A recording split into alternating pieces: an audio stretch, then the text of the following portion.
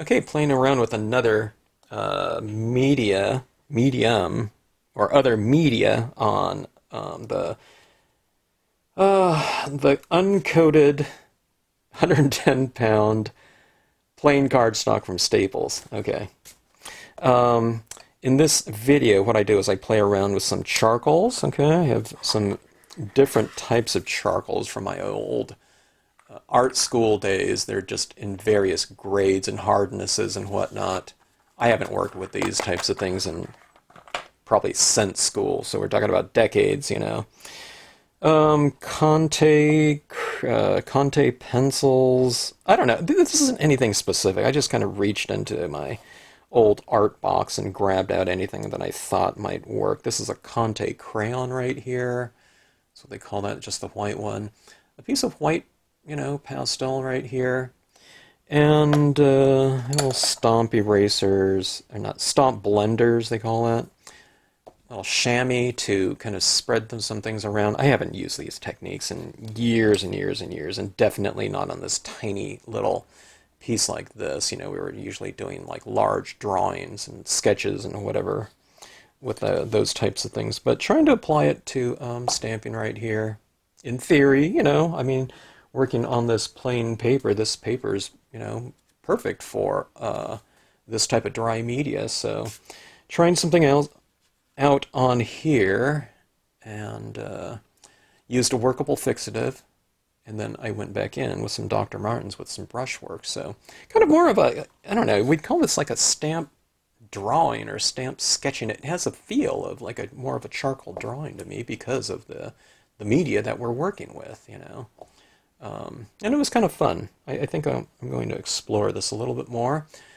I'm still kind of focusing on things like lighting, you know, light source and reflected light down here.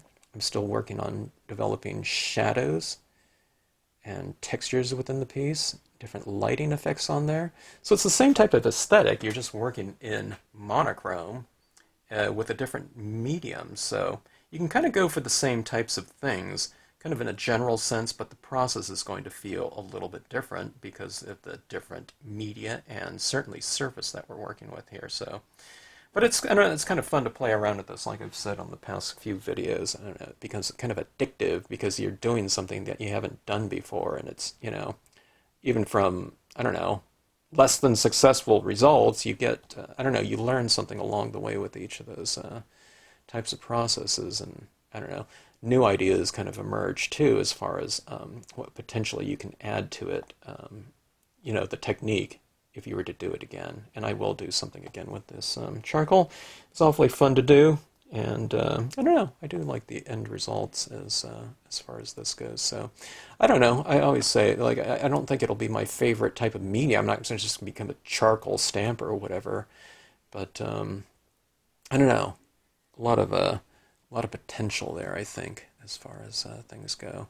But yeah, I don't know, kind of fun stuff. So if you choose to watch the video, hope you enjoy it. And thanks as always for tuning in to the Stampscapes channel. All right, hope you're not getting totally tired of my experiments over the last 3 lessons working on just very plain matte cardstock, uncoated cardstock, but it affords us certain types of opportunities that I don't know, I haven't had before with stamping, and I thought I would do some more experimentation. This is my old art bin from college, and it's something that I don't know, all art students walked around with, and you know, it had all of your drawing supplies for drawing classes, live drawing classes, etc. And graphite, different softnesses of graphite, various erasers, kneadable erasers, chalk, etc., different brushes and whatnot. But what I'm looking for is this right here, charcoal. And I haven't opened or used a lot of these supplies. I guess probably since college. I don't remember using it in quite some time. I don't know if I remember how to use it. I get the gist of it though. This is a little chamois cloth right here. You can use like a napkin or something like that, or a rag if you're going to try this out. I don't know. You can use all kinds of different things. You make do. Let me see. I'll grab my Kneadable Eraser. This one is horrible. God, this is so hard. It's just absolutely full of media in here, be it graphite or charcoal. Who knows? Anything that we've used in classes before. These are called stomps, all right? And this is something that you can blend soft media out with to get different gradations. Okay, maybe we'll grab one of these. I don't know. I'd like to try something with the graphite as well. I've done something like that before. I don't remember when on a lesson. And I do have some other types of, I don't know, charcoal-like media here. Let me see if I have a charcoal pencil. These are Conte pencils right here. There's things called Conte Crayons. But this is kind of like a charcoal in a way. They're harder than typical charcoal, but let me say, I guess these two are the same thing, so let me grab this. Yeah, I guess all three of these are the same thing. I don't know. We went through a lot of media when you're talking about a 3-hour studio class where you're just, you're constantly drawing on a large format. I don't know, formats, large pieces of paper, doing drawings. You might be doing a tablet of, I don't know, your tablet of paper might be 30 by 40 or something like that, and you're just doing drawings like that. How they're going to do studio classes here with this COVID thing in the future, I have no idea. I guess you're doing it online, but I don't know, you can't really do it like a life drawing class or something like that. I don't know. Well, I guess they will, and just have to make do. All right. Let's stick with the same composition here, and it's my setup here, roughly for the Mood and Media series of lessons that I've been working on quite a bit in the past, and haven't done too much of that recently, but we're working with a lot of different media now on a completely different surface than what I'm usually working on, be it a glossy, I think I got a little bit of a pad on there. Oh, well, I'll just leave it. But yeah, working on a different surface here really affords us some different types of looks. I'll go vertical on this one. Okay. All right, now with charcoal, unless I stamp something out and then add some more things in and then spray seal it, you pretty much have to get all your impressions down before you do any of your coloring on here, with the charcoal shading and whatnot. Because just ink is not going to stick on top of something like this. Graphite, colored pencils, everything like that, you pretty much have to get everything laid down. Now, I don't know if we're going to be able to stamp over the top of something like a spray-sealed charcoal applications or whatnot. You might be able to, I'm not sure. I don't think so, though, so we might as well just get everything down right to begin with. You could go with the dye-based ink. I'm going with the pigment ink here. Well, maybe I should have went with the dye-based one here for this clad. I want this clad to be, a little bit lighter in value. So I'll just kind of wipe off a lot of this right here. So I've dabbed off the whole thing, and then I've especially dabbed off the perimeter to give it kind of softer transition to that outside area. Okay, and hopefully I've wiped off enough where it stamps out lighter, and we can still see the silhouette of those trees up there. I probably could have wiped it off even more. I'm used to wiping off dye-based ink applications of ink to the image and not so much this really quite dark and thick pigment ink on this cloud here. I don't know if I'm trying to remember if I've even used pigment ink on this cloud stamp before. I'm not even sure. Okay, that's a little bit better. So see that right there? That's it's a lighter value than those trees or rocks down below. I mean, it's a lighter tonal stamp anyway than the solid trees, but it's still, I don't know, it almost has this brownish look or something like that. All right, let me see. Do you think I have enough? Probably not. I was going to say, do I have enough ink on that surface after making one impression to go again down here in the water? Maybe not. Let's just wipe it off like that. See how dark it would have been if you don't kind of wipe it off first. I mean, you can go with the gray. You know, if you have like a gray pigment ink, or you know, I don't even know what colors Versafine comes in. I just use the black one. I think there's a few different colors, but I'm not sure. Okay, let me wipe this one off quite a bit. So this is a second impression, okay? Now the reason why I'm also inking this up again, because that second impression I put out here, I only stamped out this much of it, so over here would have been much more ink had I gone for that second impression down here. You know, it would have been a two-tone cloud right there, which I didn't want. All right, so let's just go like this. Let's just go with one impression down here. It's just very light. I just want a little bit of it. Okay. Now, here's where my process here also gets altered a little bit. A lot of times I wait until after I do my toning in here to get my foreground and what in, but you know, we have to do all that first, so I don't know. This is kind of a little bit more traditional, maybe, of a methodology to stamping and media applications, usually where stamping something out as kind of the first step of the process, and then you're doing your additional media applications afterwards, and then we do embellishments. A lot of times I like to do some imagery, and then coloring, and then sometimes embellishments, and then I go back and add some more impressions on there. I like my foreground imagery to be nice and strong and crisp, and that's where kind of that methodology comes into play, because if I do my foreground images last, they stay nice and crisp and they're not being covered with other types of media.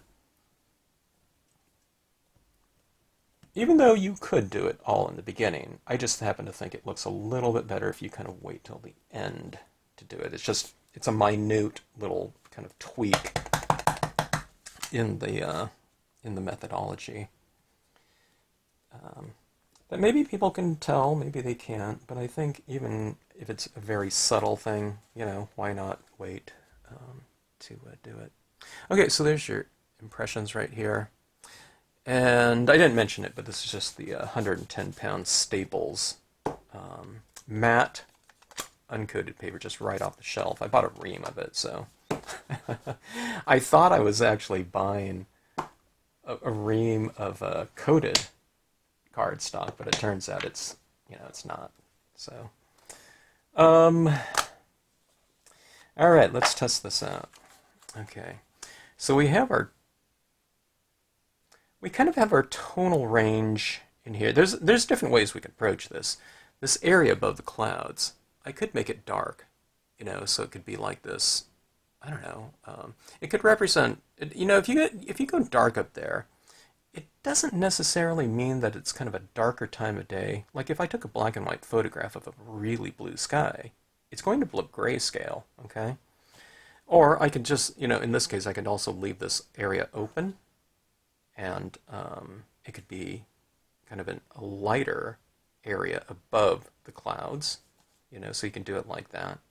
But, I mean, we are here, you know, in my mind, we're here to test this charcoal out, so I don't want to necessarily take a minimal approach to the usage of this media. You know, let's see what it can do on here, okay? All right, now I'm not, you know, an expert on charcoal. Like I said, I don't remember if I've even used it since college. Okay, now I'm just kind of feeling these. Some of these are, it's going to be really dirty, messy. There's different softnesses of charcoal from what I recall. I don't remember what I have in my kit here either. Okay, so immediately I can tell where I've cut my paper because there's a little bit of a ridge and I'm having trouble getting in there right now. But,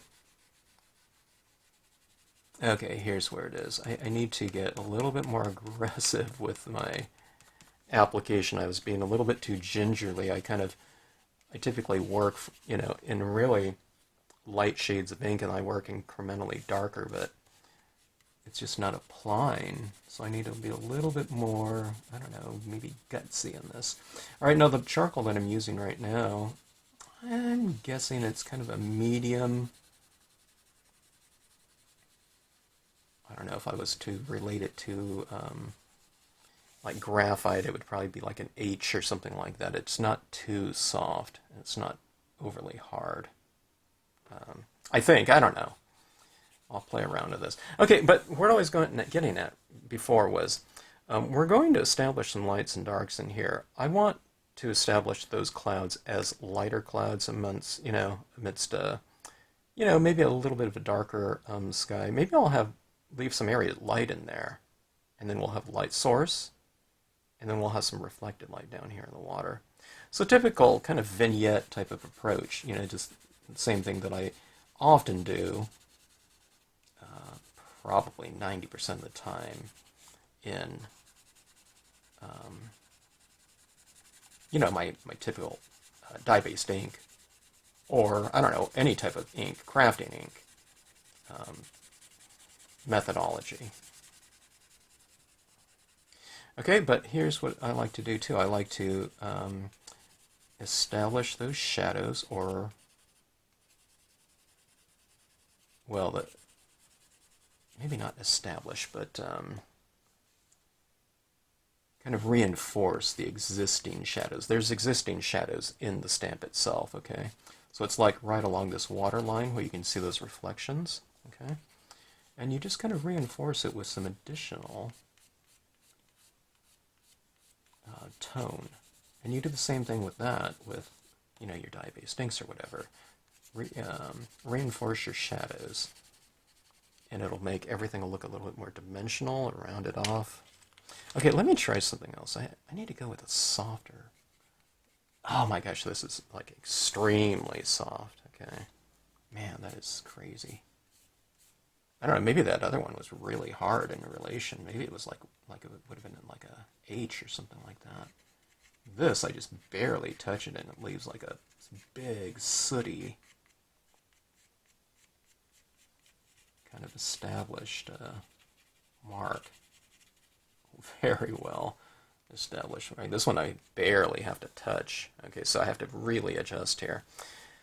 It's too much. But the thing about charcoal, though, you kind of lay some things down, and you kind of spread it around. That's what that chamois is for. Oh my gosh, that is so dark. Okay. And with charcoal, too, you can erase it. So, I don't know, this is a really, I'd say, foreign type of feeling to me as far as everything that I've done in stamping. I might have done something in charcoal before. Look at this. I mean, I went into this and it like wiped off completely. It's like taking an eraser to a chalkboard or something like that. I don't want that, I don't want it completely gone. But so I need to be careful about that. Okay, let's go with that kind of vignette and light source in the sky type of thing I was talking about.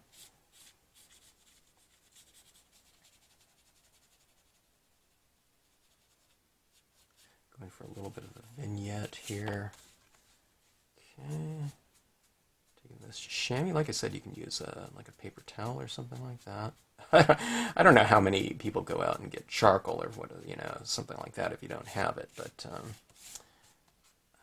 like I said, you don't need all of these different supplies. There's probably even like some really inexpensive packs of charcoal where you can utilize, you know, it probably comes, I'm guessing these days, in little packs of different,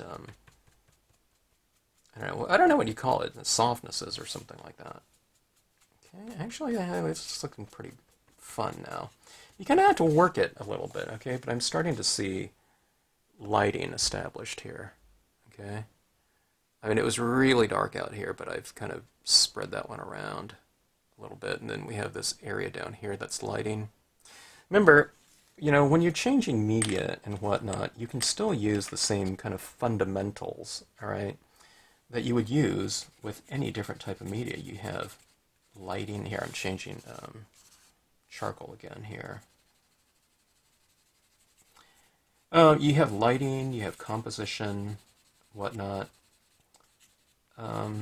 Don't kind of, from a mental standpoint, don't think about kind of, you know, different media. I mean, you certainly could use different media in a different way, but it doesn't have to change your philosophy in terms of kind of the fundamentals of lighting, contrast, texture, everything.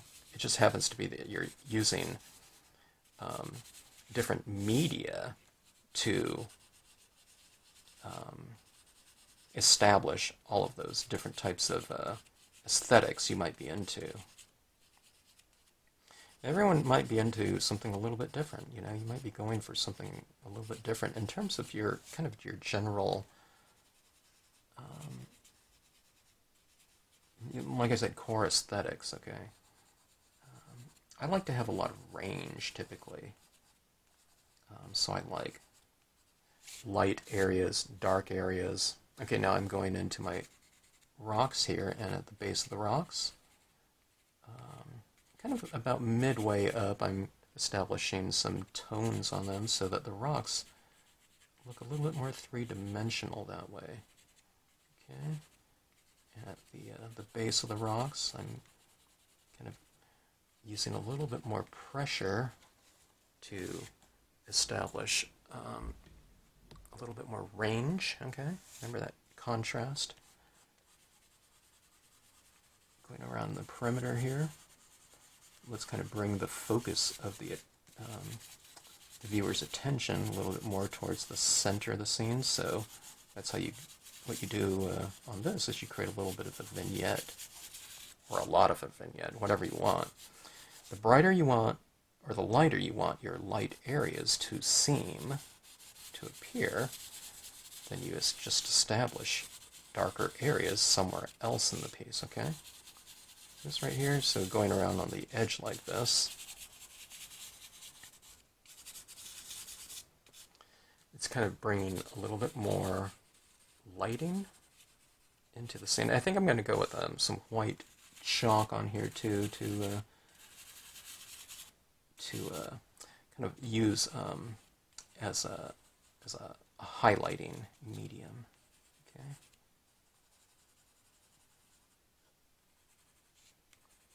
Now I haven't done this before, so it was kind of hard for me to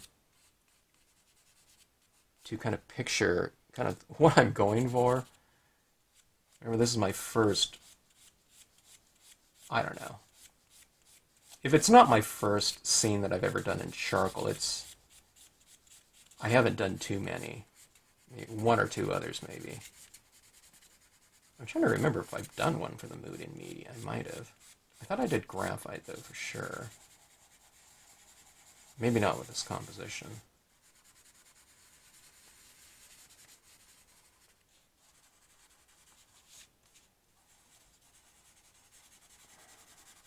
Okay, what I'm finding, too, is I didn't really like the look of the textures upon first kind of application, but just like dye-based inks, you kind of start building it up. And it becomes a little bit more malleable because you have more of this media kind of built up on the surface here. So you're able to kind of push it around and manipulate it a little bit more. Okay, now, after I've got it down like that, let's kind of blend it in a little bit, too, and just kind of smooth things out. You don't have to do that, though. You could kind of go with a more kind of a rougher look that's highlighting some of those textures that you've applied. There's nothing wrong with it looking like, you know, a drawing, which it is. Okay, you have your marks of the charcoal showing. It's kind of like it's a signature of the artist that's done it, which is you. Or in this case, me here. I'll just see what I like. I don't think, on this one right here, I don't think I want to go for something, real, like, German expressionistic, full of hatches and everything like that. It's just, this is a really small little piece right here. If I was doing something big, maybe we want to kind of establish more of that kind of mark within the piece.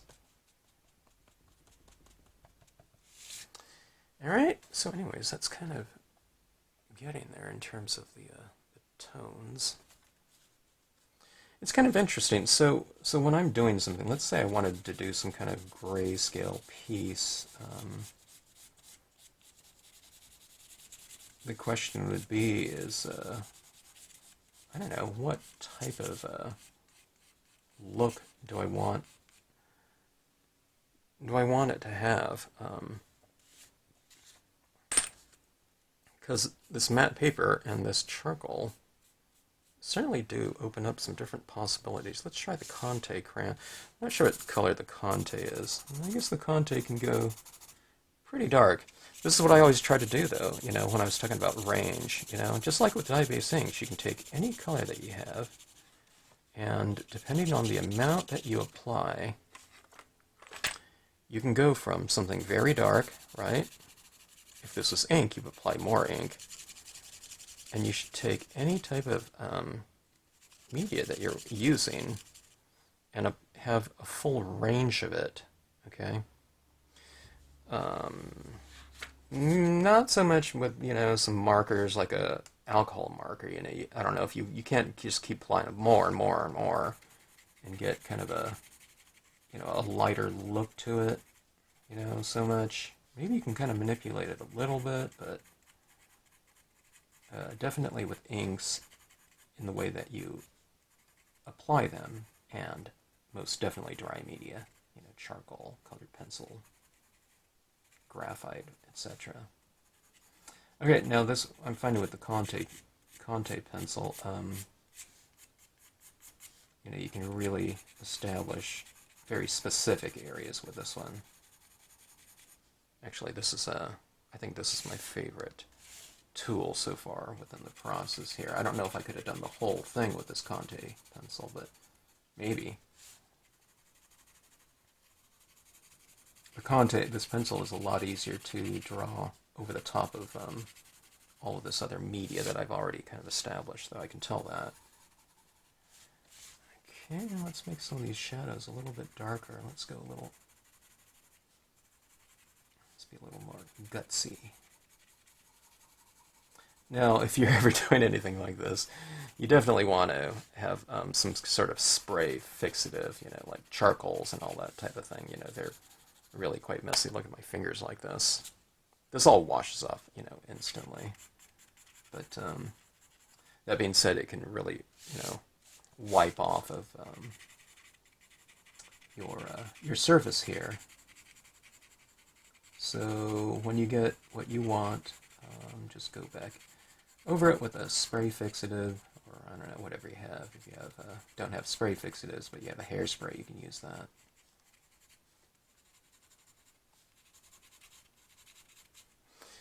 Okay, so getting there.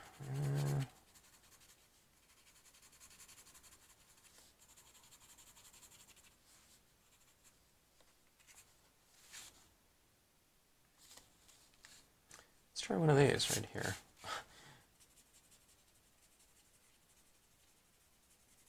I never really did like these stomps too much.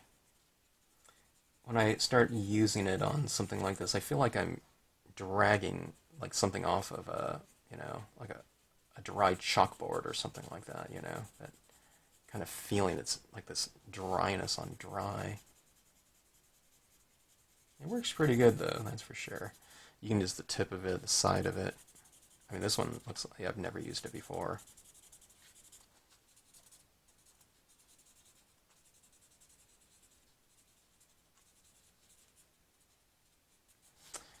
Okay.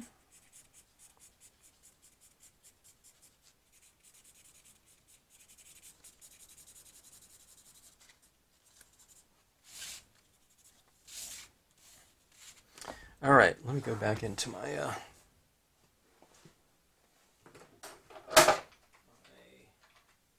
box. Here's a white Conte Crayon. Here's a white colored pencil. I don't know if that'll work on here or not. But, oh. I'm guessing that this thing's going to work. I don't know what this is. It's either white pastel. That's what I'm guessing it is. Or it could also be a... yeah, I think that's what it is. Yeah, it's got to be white pastel.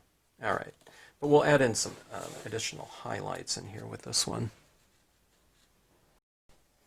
Okay, let's give this a try here. Not exactly the best kind of small, detailed type of tool to work with here, and that's what kind of working on a 4x6 card is. It's kind of detail work, but let me see what I can do here. All right, now just in general, what I'm doing is I'm approaching the use of the white like I would like a white paint pen or a white gel pen. A lot of times with the white pigment ink. Okay, when I'm doing my dye-based work or whatever, glossy coated cardstock type of stuff, wet media applications of finishing processes, techniques, etc. So this is going in and I'm reiterating those lighter areas on there that might have gotten, a little bit of charcoal on them or whatnot. Now I'm going over those areas again and fine-tuning that lighting with white. I don't know if it's really fine-tuning, maybe that's the wrong word. It's kind of general lighting, I guess. So kind of hitting those areas. It's not really fine-tuning when you're kind of working with a chunky, applicator like that. But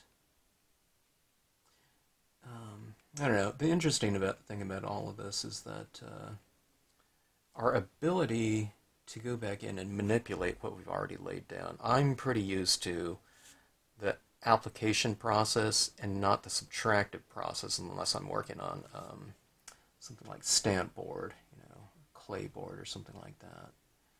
Like, I can lay this down, I can lay down charcoal down, I can remove it, I can erase it, etc.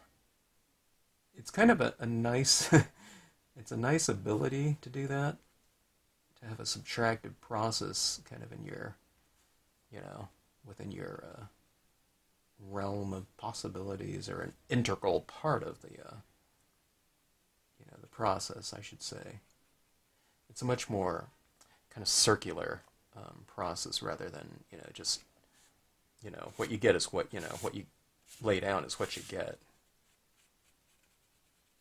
Kind of the extreme version of that is something like watercolors, You have to be really quite decisive and, when you lay that down, it's, you don't really rework it and work it and work it to death, with watercolors. There's a certain degree of spontaneous kind of invention about that, and decisiveness, which is why I like the look of watercolor too, quite a bit. But as far as the process goes, I wouldn't say it's terribly forgiving, just like brush calligraphy, or something like that.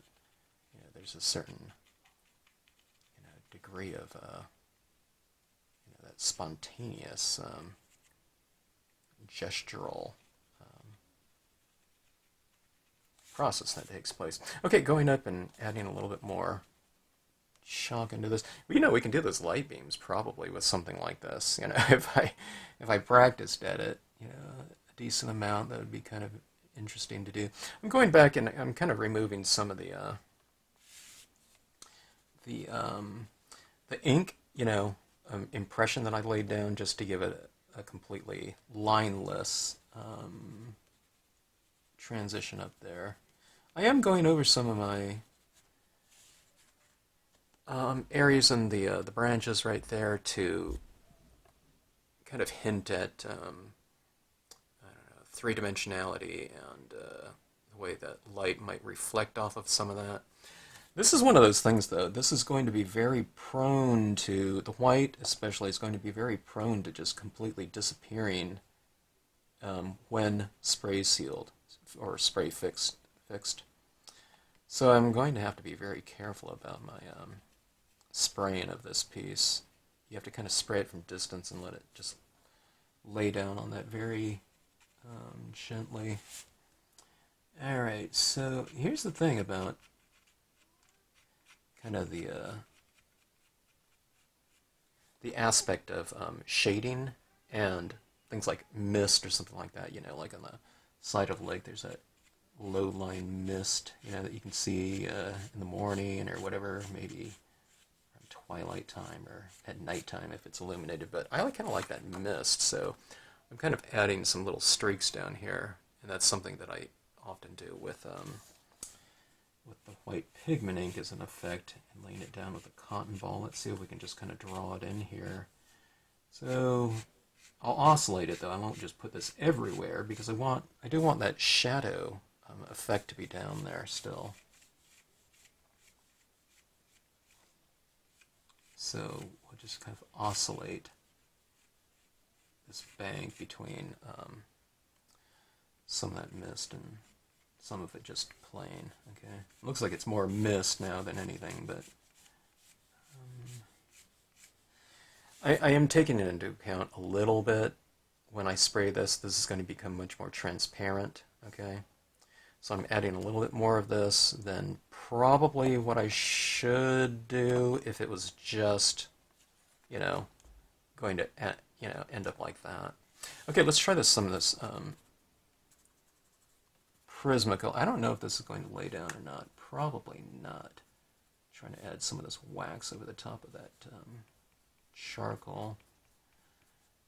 If I can, it will give me that detailing, but it's not.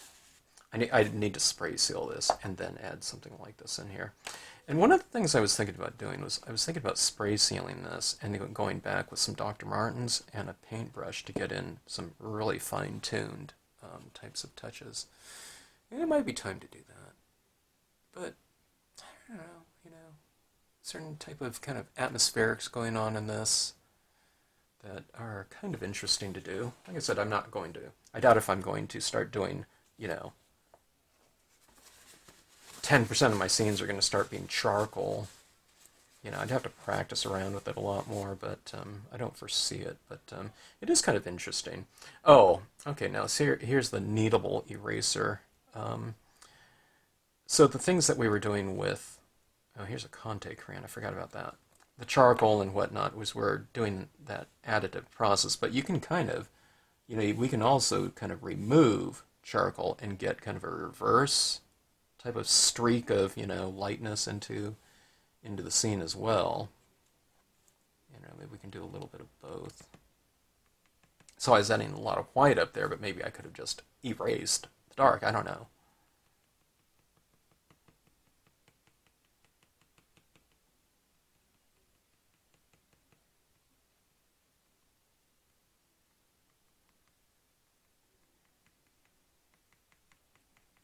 I'm finding as I add some of this down, it's not erasing because it's building up right there, so I'm spreading the white, so it's a little bit, you kind of have to kind of manipulate it a little bit.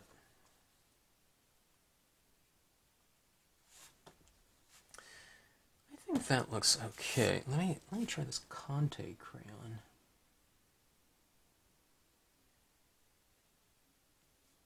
Now the Conte Crayon is not going to be easy to manipulate once it's already laid down, because this is, the Conte Crayon's kind of like a, it's like a like a Prismacolor or something like that, but just the whole thing is, you know, just that the medium, you know, it's not surrounded by, you know, like wood.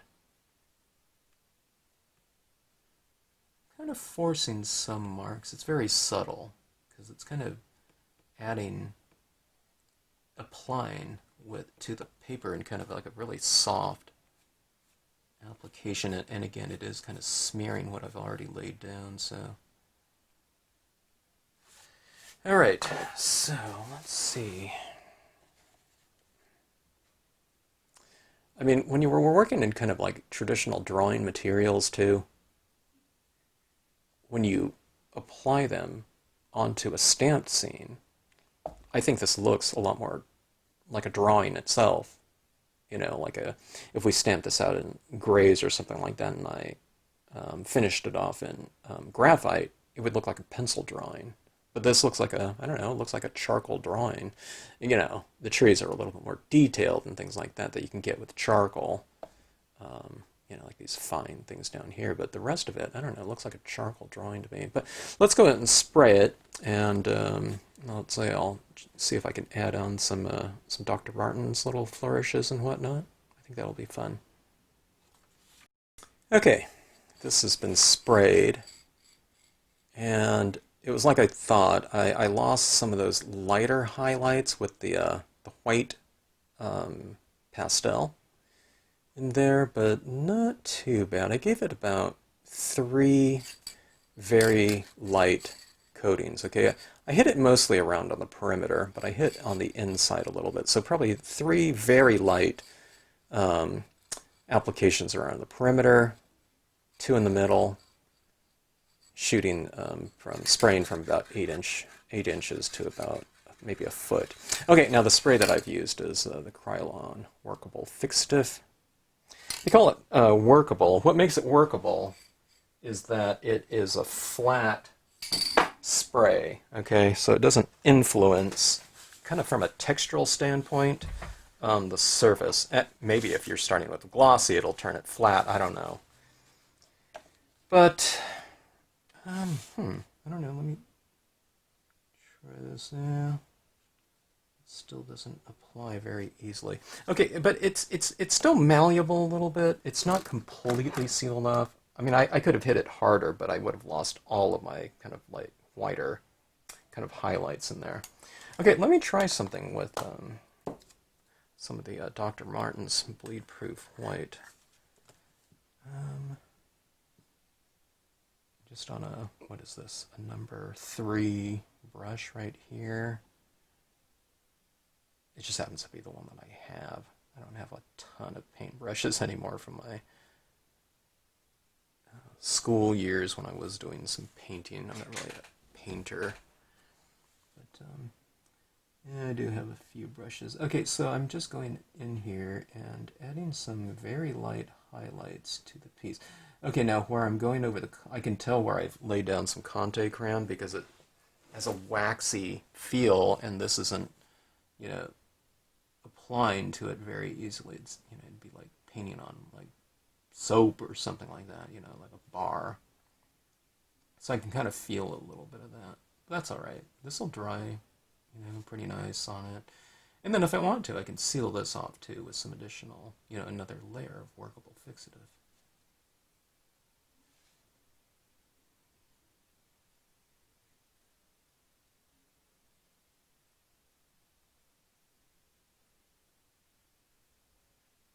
Kind of adding this to the top, the very kind of top edge of a lot of my rocks here to give it that extra highlighting in there. Let's see, focus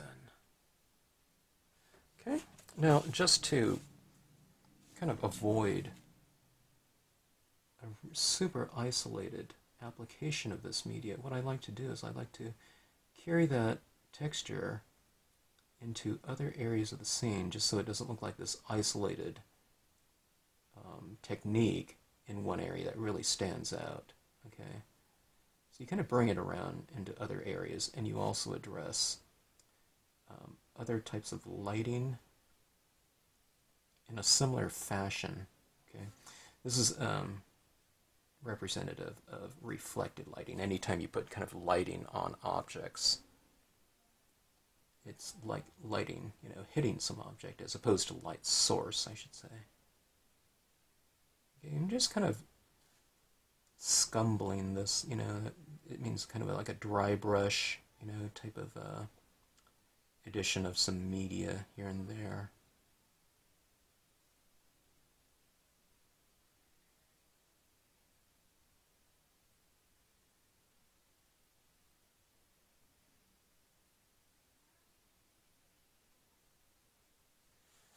Okay, got some highlights up on those clouds there. I don't know if you can tell or not.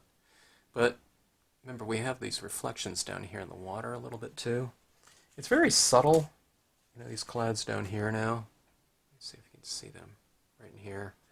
But it's like background, midground, foreground. You can kind of do the same types of touches in all the regions as far as depth goes with whatever technique you're utilizing or media. But we'll just keep this one a little bit more subtle, okay? Okay, now specular light that's brighter than white. Let's just take some of this ink here and add some specular light down here. Just, a few little dots here and there. You can do it in a little bit of a pattern. Horizontal pattern on the water surface. I kind of I try to vary it a little bit. You have some dots a little bit closer, some a little bit, far apart. I kind of taper my lines.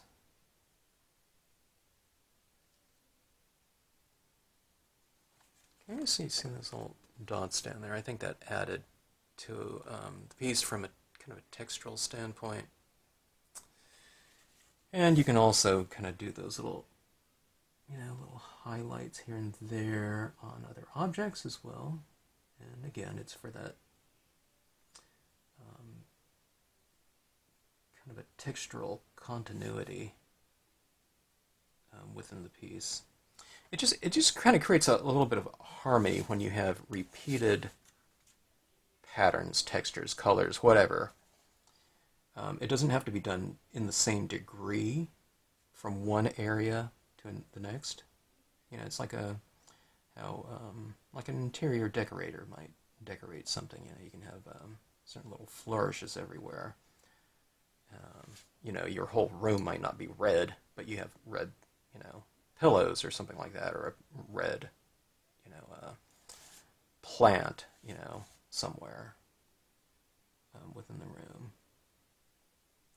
Could be a poster with a small element of it, and it just, it creates that little continuity. So you can do that with all kinds of things too.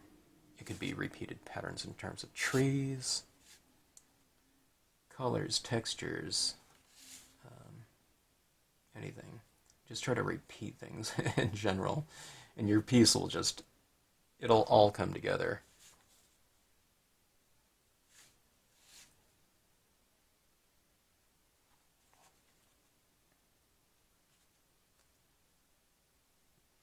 Alright, I think that is about right. Maybe I'll put some on some of these trees, okay, like little highlights here and there. I do that all the time with the white gel pen or the white paint pen. Kind of creates a little bit of a separation between some elements, foreground elements, from that background depth, space, or whatever. So, for example, those trees, that dark tree there is a little bit, it's real similar to this dark background, right? So you put a few little highlights on that tree, and just from a textural standpoint and a value standpoint, light over dark, it kind of pops it up from the background without having to put, highlights over every part of that tree. It's just a few little dots on there, but it brings it out from the background. So anyway, okay, let's see. As I do this, I don't know, I get a little bit more gutsy or whatever.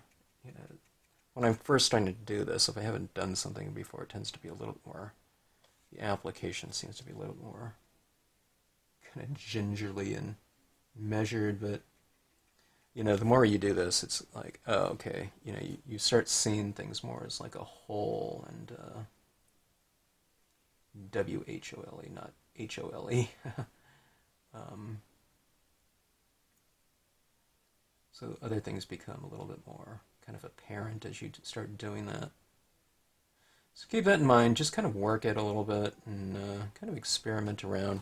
When you're working on really specific things like, you know, a highlight on top of a rock or highlight here, there, one dot at a time, right?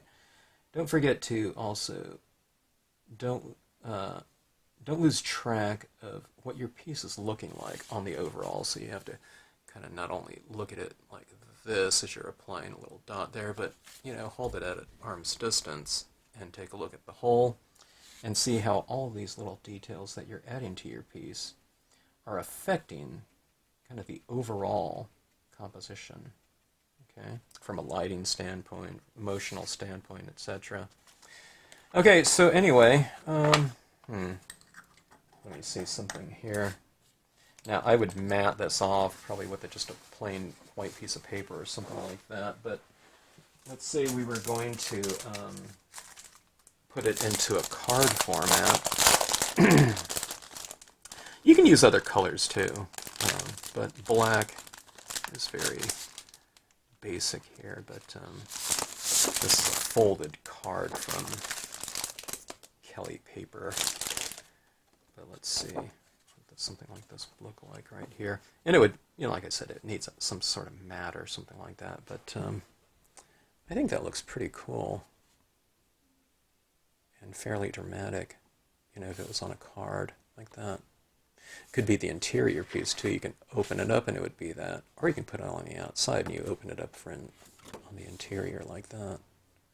But I don't know, those monochromatics are really fun to work with, and these have a certain type of emotional quality to them as well, you know, without having hue, kind of intensity, and temperature. But when you do something kind of in a more monochromatic format like this, the things that are a little bit more apparent, that become stronger because you know it's absent those different characteristics of color. I think the things that become more, I don't know, stronger and obvious to the eye when you look at the piece are texture and lighting. Okay, and I don't know, that holds its own certain type of kind of aesthetic quality to it. So sometimes when I'm out photographing, if I have kind of, I'd rather have, and you know, when it comes to photography, if I have weak color, sometimes I switch my camera over to monochrome because I'd rather have kind of a strong grayscale or black and white than weak color. So anyway, I'm not saying that, you know, on something like this, you know, if I was to use colored media on there, it would be weak, but it is a little bit weaker working on kind of a flat cardstock, you know, that's going to be very absorbent and not as conducive to a really wide range of intensity and value because of the absorbent quality of the paper. It's soaking up all of my dye-based inks and whatnot. Alcohol inks are soaking in. And when you stamp things out on there, it looks lighter, you know, when you're using, you know, your colors. So maybe you can kind of maximize the surface with, you know, your monochrome or grayscale types of applications of media. Oh, look at that. I got some white paint. Oh, from that. Anyways, I'll matte this off and I'll just make it a whiter matte there or something like that. But I don't know, the paper works great for this, but, you know, kind of a matte paper, it's, you know, it's perfect for that type of media, charcoals, whatever, you know. These are made to go on matte kind of uncoated papers, you know, papers that have a little bit of texture too. This one's not so textural, so we don't have this integration of, you know, the surface in terms of texture in there, but I think it looks okay as far as that goes. It's kind of fun to do. I'll play around with some other types of compositions too. You're probably getting sick of seeing this Lakeside Cove kind of nature set number 8 configuration of things, but when I'm playing around with new media, and especially a new surface, you know, I just like to go with something you know, that I'm very familiar with and very comfortable with stamping out, something I've stamped out a million times, just so I can concentrate solely on the media and playing around with that. And this one has plenty of different textures in here in terms of something soft with the cloud and, you know, other elements that are both tonal and solid. So it kind of makes for a good composition to play around with when we're addressing new media, because I like that contrasting range of softs against crisp and solid. And I don't know, we're seeing how we can apply our different media with that same type of idea. We have, you know, the soft media in terms of the pastels, right? And then we have more of the crisp types of elements, like in terms of these little dots with the bleed-proof white. So you have imagery with that same range, and then what you do is you apply your media with that same type of aesthetic in mind in terms of playing around with different textures. I mean, that's something you can do. We don't have to do that in every scene or whatever, but that's generally what I'm, you know, kind of looking for when I'm playing around with my, you know, different types of media in there. Oftentimes, my soft textures just come about. It's easier than you think. I just use Hero Arts, you know, on a cotton ball or whatever. But since we're playing around with different media, you know, like drawing mediums and whatnot, I don't know if that would work. I don't know, it probably could. I guess we could still take, you know, after we spray sealed it, we'd probably take this and apply it with a cotton ball on top of there. As long as this is sealed off enough, and then we're not picking up some of that charcoal, okay? But like I said, I didn't completely seal it off, you know, really solid, because I was losing my pastel work in there. But I guess you could. You can play around, you know, you can, you know, totally go multimedia and use kind of the more traditional drawing types of things with the, you know, the crafting inks and whatnot. So maybe I need to do that. I need to do that in another scene. So we'll play around with that, and we'll play, you know, we'll utilize more of that workable fixative and do something like that. Maybe you can also do things where you really spray off a scene like that. You've got all the tonal ranges done with the charcoals and what those things are good with, and then maybe you can do some tinting like you would with a photo tinting, maybe with alcohol inks. I don't know. The alcohol inks might also kind of dissolve the workable fixative, because alcohol would potentially dissolve whatever that binder is in the workable fixatives. I don't know. I don't know. There's all kinds of things, you know, that I don't know, but I don't know. It seems like in theory could potentially work. So anyways, hope you enjoyed the video. If you have any questions, drop me a note in the comment section.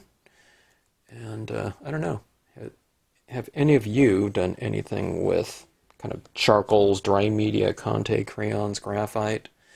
If so, let me know in the comment section, and maybe you can kind of you know, jump in with some tips as far as you know, something that we can all learn from. All right. So anyways, thanks again for watching.